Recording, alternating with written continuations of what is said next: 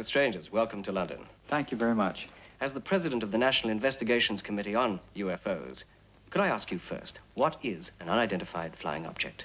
Yes, an unidentified flying object is any object whose behavior violates every known law of aerodynamics. Politicians, understandably, are loath to commit themselves on the subject, but have any leading statesmen given their opinions about UFOs? At the time we made UFO, UFOs were being discussed daily. There were a tremendous number of UFO sightings, and it was taken so seriously that the United States Army Air Force were conducting a big inquiry. And so obviously a program about UFOs seemed to make sense. And also at that time, of course, Dr. Bernard was carrying out the first heart transplants. And at that time, I clearly remember people thought the heart was really like the soul, not just a pump. And we all wondered what would happen if you replaced one person's heart with another. You know, maybe the whole personality was going to change, and there were deep religious implications. So that there was a tremendous interest in that. And why were the aliens coming to Earth? Well, I suppose it seemed a good idea to steal human organs for transplants. Peter, please. Take Jean back to the car. I must get this.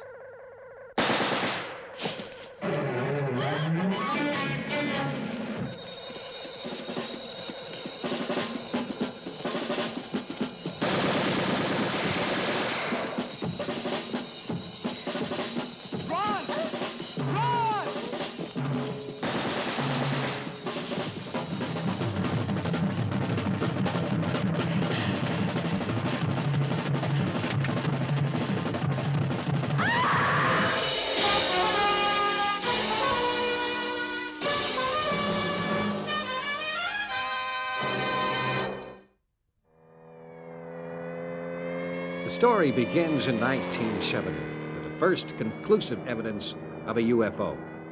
The clincher is at the back. It's an enlarged single frame from the cine film, sir. It couldn't possibly be a fake.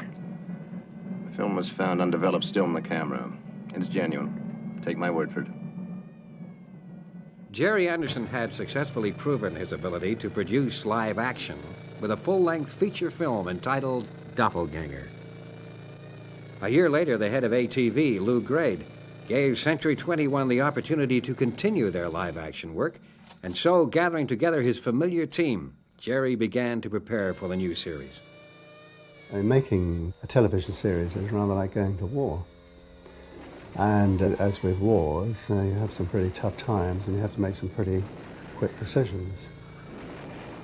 And as I've said many times before, I never create the impression that I sort of made the puppets in the morning and then designed the craft in the afternoon and filmed in the evening. I mean, there were a lot of people involved. So I was really rather like the captain of a ship, but I had a very good crew.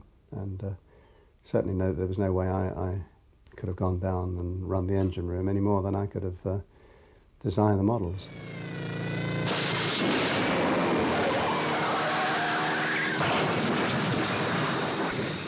To combat the alien threat, a force known as SHADO, the Supreme Headquarters Alien Defense Organization, would be mobilized, employing an impressive array of hardware. A fleet of submarines? Base on the moon? Satellites? I would read the script and there would be a very brief description. And having read the script, I would then just sit down and I would just do sketches. But what I was trying to do was to get something that I knew that would look good on the screen. It's like going back to Thunderbirds. Thunderbird 2, it didn't matter what angle you shot Thunderbird 2, it always looked good. But certain vehicles, they had their beauty side and they had their ugly side. When I was designing them, I just tried to come up with something that I thought was pleasing. And I knew that we had to make these things and then fly them.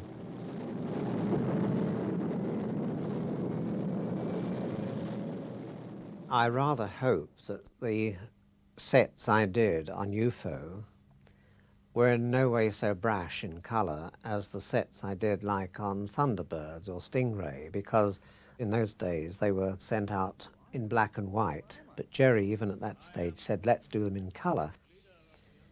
I got a book from New York called Using Colour in Television, and it was a technical book, and lots of warnings in about using reds and using blues, and you mustn't use greens.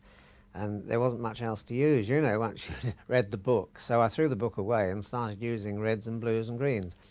When we got to UFO, we knew then they were going to be transmitted in colour, and I started using subtler colours then, and I had talks with Jerry along the way. He told me the feeling of the series and described it in very great detail about what was expected and what sort of future time period we were in. So eventually I present Jerry with a set of drawings that he says marvellous, couldn't be better, and we go from there. With set construction underway, the search began to find the show's main star. How is SHADO to be organized regarding personnel? On strictly military lines. We hope to recruit the best people available. Internationally? Yes. And who will command this international band of heroes? We had interviewed a lot of people, and Ed just seemed right the moment he stepped in front of camera. Well, all we've got to do now is work 16 hours a day for the next 10 years. Sure.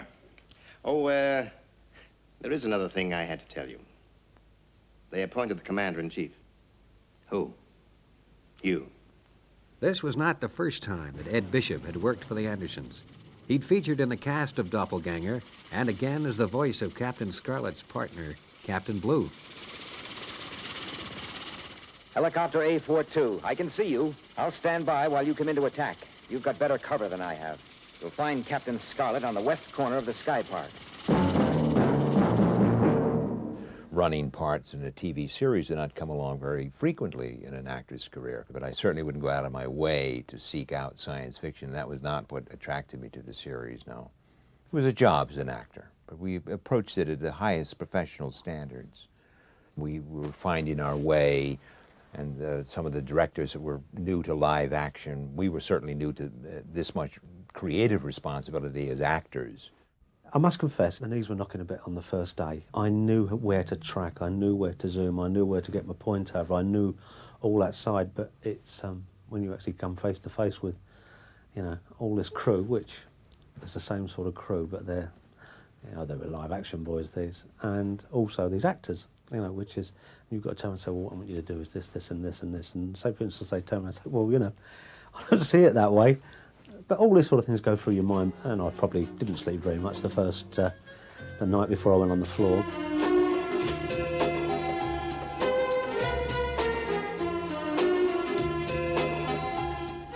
Following the casting of Ed Bishop, other roles were quickly filled. George Sewell was chosen to play the part of Colonel Alec Freeman. Well, it's all beginning to take shape. Yes, this is it. SHADO HQ. The nerve center of the whole organization. I was supposed to be somebody who had been in the Air Force, as I was saying before, who had been a technical man. I was supposed to be second in command of a huge organization, SHADO, Supreme Headquarters Alien Defense Organization. We were fighting I mean, I can't mend a fuse. So, I mean, you know, it was wonderful to go into this sort of thing and to know that I could say, you do that and it's got to be done, because I can't do this. In real life, I can't do it. I said, well, I mean, I actually, to tell you the truth, I can mend a fuse, but don't tell my wife.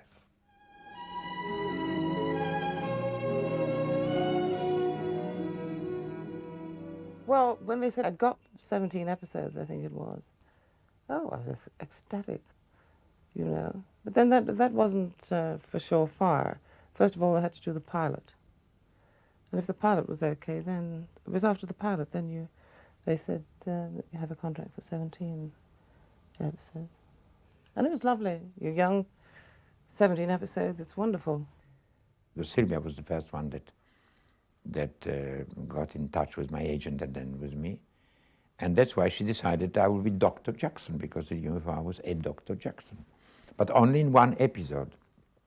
But then, because they must have liked it, then from time to time she would ring me up and she would say, will you be free the next 4 weeks, because I can write you in as Dr. Jackson.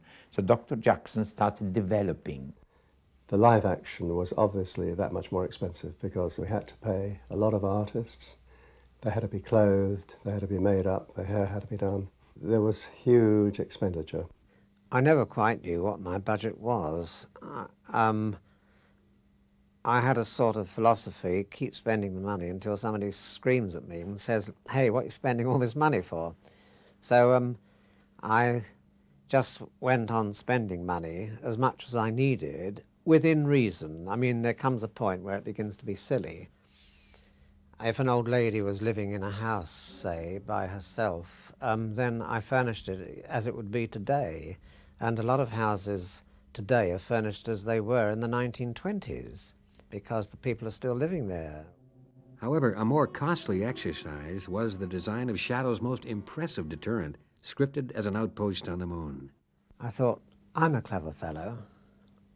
I'll have a circular base. And they stand in this room and they look out the windows. And I drew it and everybody thought, oh, isn't that great? And we put it on the set and they put the camera in. And of course, when you see it on the screen, you can't tell the bloody thing's circular at all. Unless you get up top in the stage and look down on it and you say, oh, it's a circular set. So you can't see that it's circular, except that you never see corners. I mean, it worked all right for everybody. It didn't present any problems, but it didn't look quite as I wanted it to.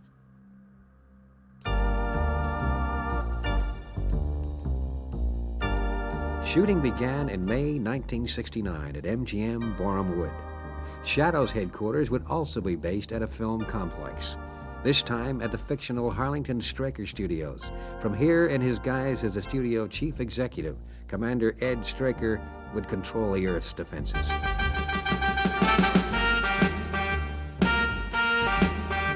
Beneath the film lot and away from the public eye, SHADO hid its communications base. From here, it kept in touch with its early warning outposts, first-line defense craft, and ground-based forces.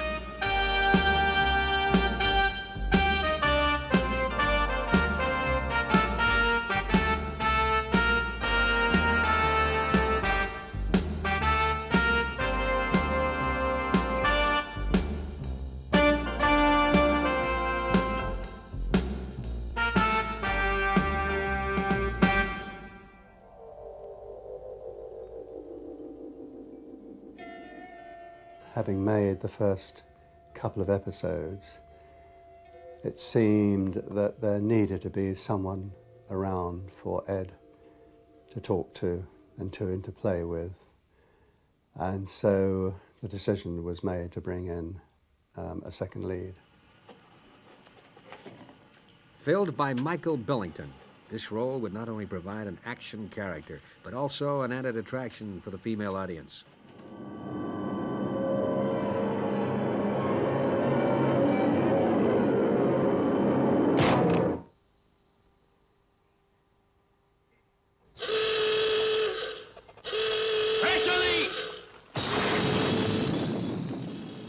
Having pushed him into the program and it all worked, we have had to very quickly amend the scripts.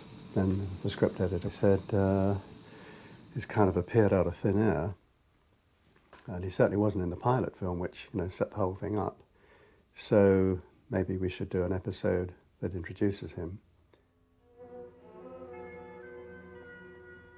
He didn't actually create a person on the screen that was somebody that was totally different to Mike as a person. I think the person that emerged on the screen was very similar to the real Mike Billington.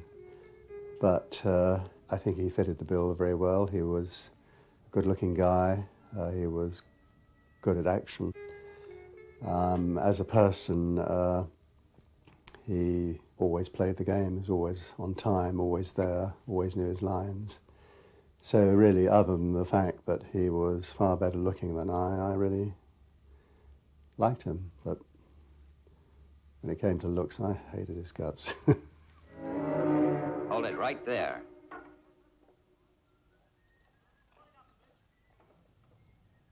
You must be Foster. I'm Straker. Ed Straker. One of the ones I did, called Kill Straker. It was great. I knew exactly how I wanted Straker to wind up Foster to try and break him. And I said, OK, Ed and Mike, and we went round the back of the set. And I said, right, I want you to slap him around, you know, and obviously you roll with it. And you know, really, I said, I can't do it for you, but I want it to look convincing. Well, turn over, quiet, okay, action, and the dialogue starts. Well, Eddie drew one off and hit Billington. And I saw the shock on Mike Billington's face because he cracked him and you saw this judder. And he stepped sideways and he hit him again and he hit him again. Well, you see, I didn't know that you can't mime a slap. You've got to do it, baby. It's for real. Change of command. You're gonna throw 10 years away from a punk like you. You're gonna tell General Henderson, huh? Guards! They take orders from me, Foster. Michael Billington went up in my estimation because having the shock of being hit, and I don't think he was going to, I don't believe he thought he was going to get hit that hard. And it was one way, then the other, then the other. There was 3 quite violent little slaps. And he didn't forget his lines. He come back in and he acted it out and he went for the big one. He turned the emotion right, and Ed turned it. And I think the nicest thing was Rushes the following day when we all went to view Rushes. It was a damn good scene. Now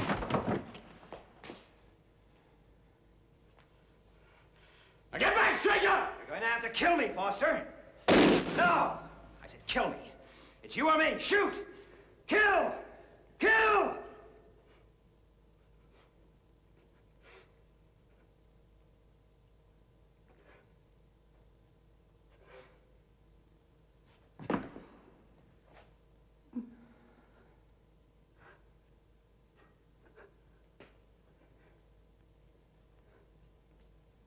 It's all right, Paul.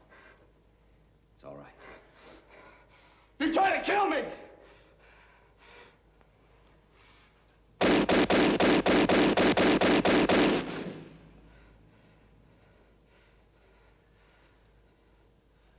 Killed you any time I wanted. However, some scenes could prove tricky even for the most experienced actors. There was a close-up of mine. Then I remember one of the directors said to me, Vladimir, I want you to show that you are terribly sorry for this man.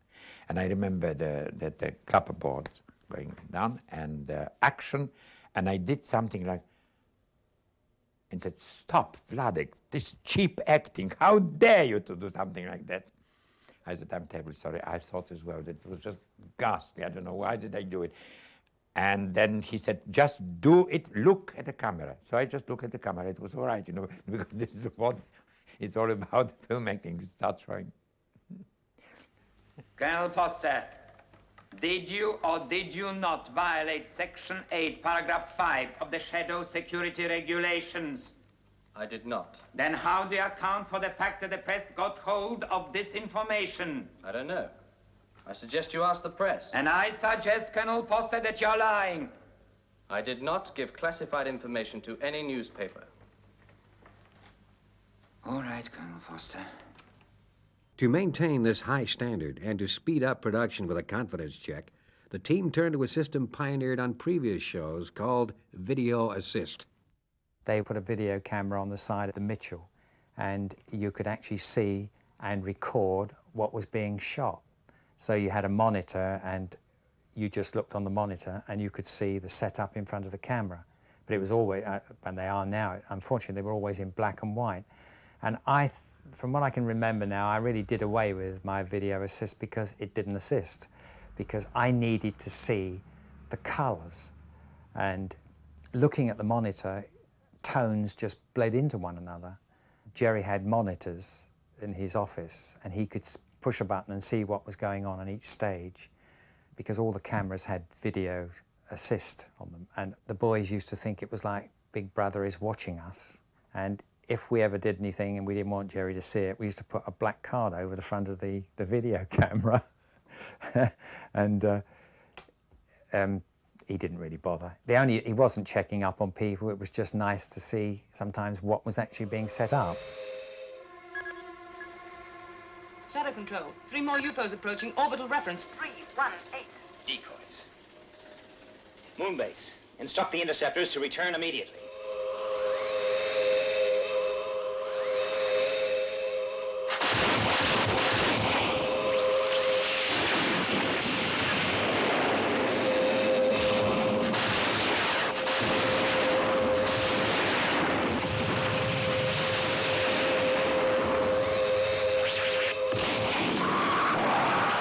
Derek Medding's ingenious design of the UFO proved a success.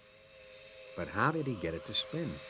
Well, the top part was, it was made out of like a perspex, a thin perspex, and that was blown over a wooden former. The top part was held on 4 wires, and in the actual glass, the perspex part of it, we had a motor.